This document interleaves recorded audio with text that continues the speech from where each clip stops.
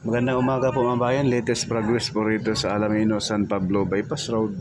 So yan, ito po yung Barangay San Miguel Road mga kabayan. So yan ay sarado pa, dapat tayo ay kakaliwa, may upload na po tayo rito.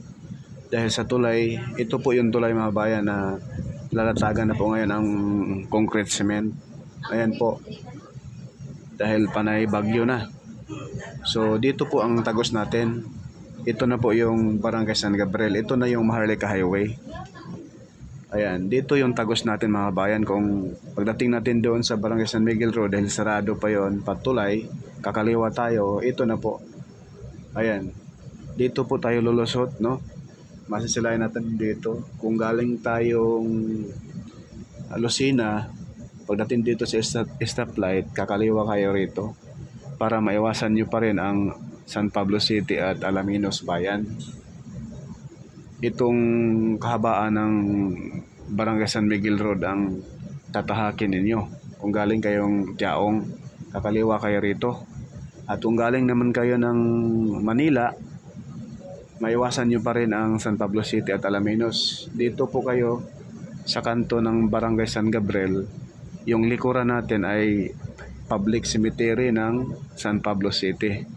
Nakuha po ninyo dahil napakaraming nagtanong eh.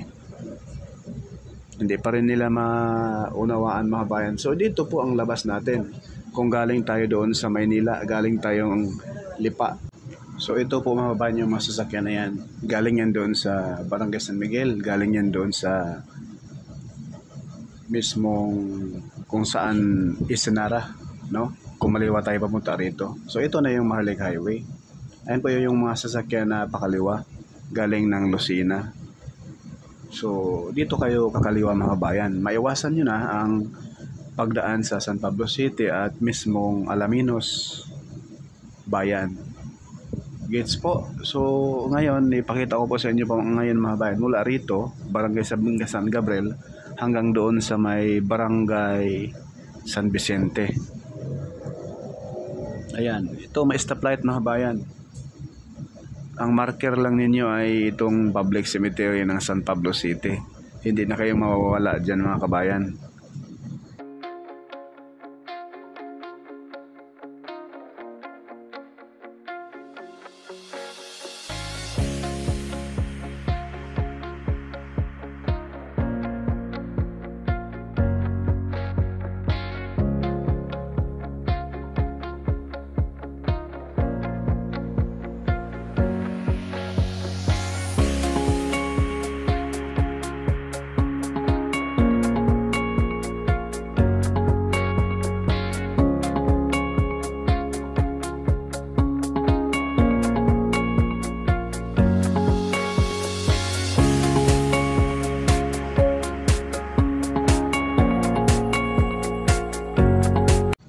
So yun, stoplight dito sa harap natin. Ayan, yung lumalabas ng mga sasakyan galing sa kanan.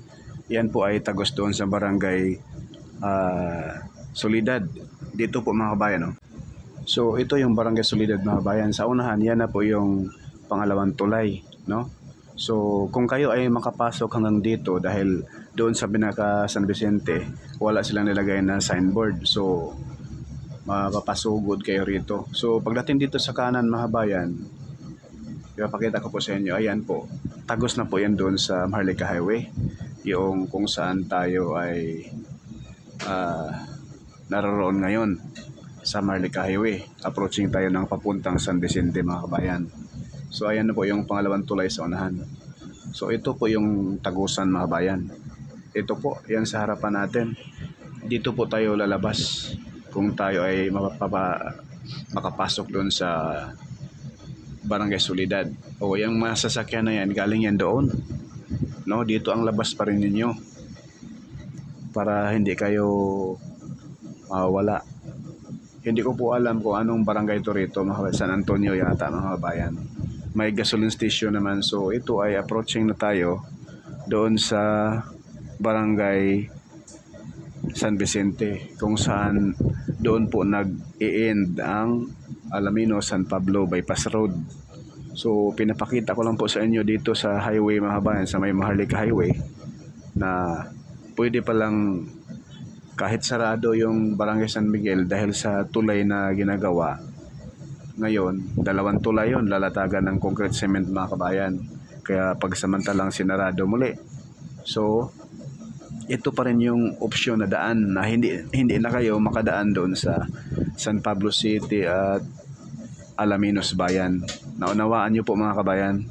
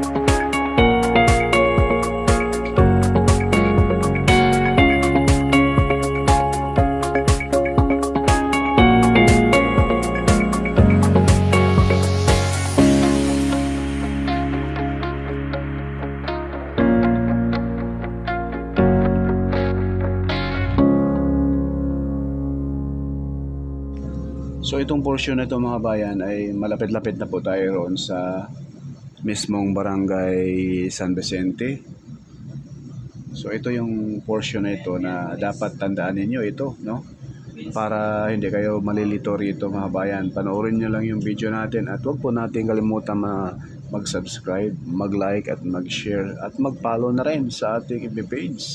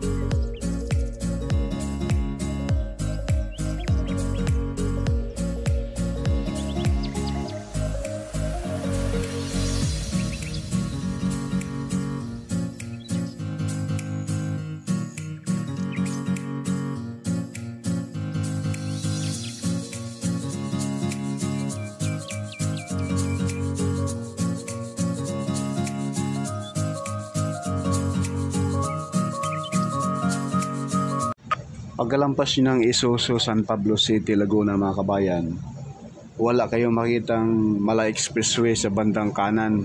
Kung kayo ay galing ng Maynila, no?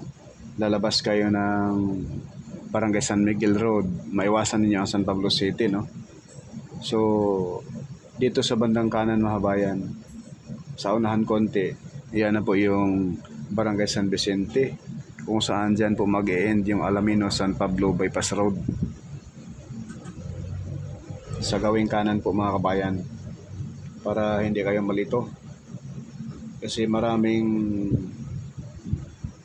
intersection, pero ang pinakaiba nito dahil yung pinaka-entrada, pinaka-end nitong bypass road na ito ay sobrang lapad.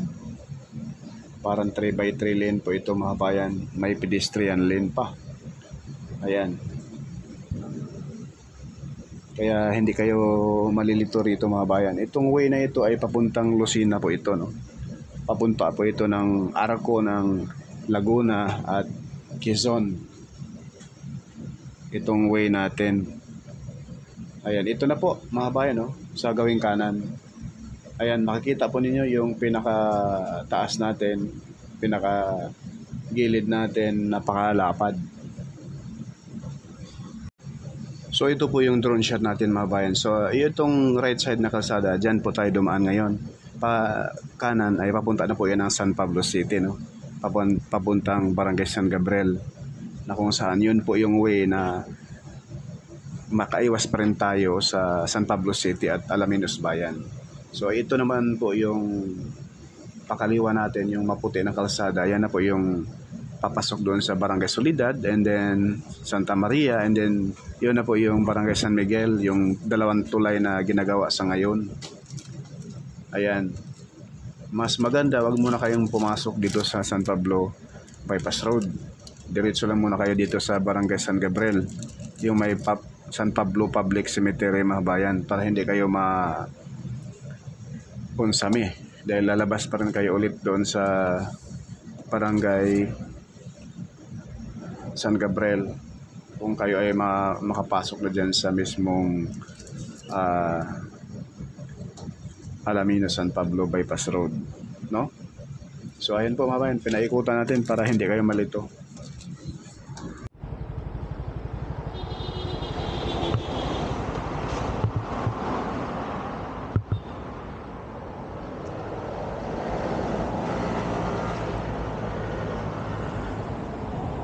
So ito na po mga bayan, yung mismong Barangay San Vicente.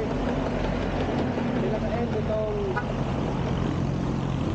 bypass road. Ayan o. Kung galing ka ng Lucena, pagdating dito, makaliwa kayo rito. So ngayon ay sarado pa doon sa mismong sinarado nila.